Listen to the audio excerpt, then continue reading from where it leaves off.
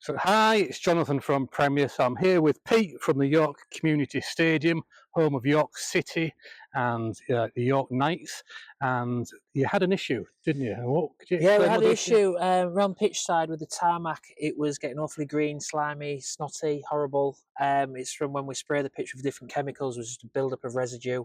Yeah, It was starting to look really horrible and become quite slippery as yeah, well. and of course you've got to water the pitch Yeah, regularly yeah, to yeah, keep it in yeah, good condition. So the mould and algae love to thrive in those dark environments. So you called us, we came out, we did a test area.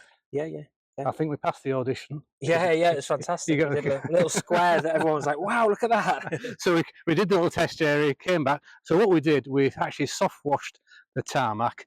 That's where we use biodegradable water-based chemicals that emulsify the dirt, grime, and kills the algae, the moss, the lichen, and leaves the surface sanitized. And then we pressure washed it. And the reason why we soft wash it is because it sanitizes the surface and the results last 4 to 6 times longer than just pressure wash it alone.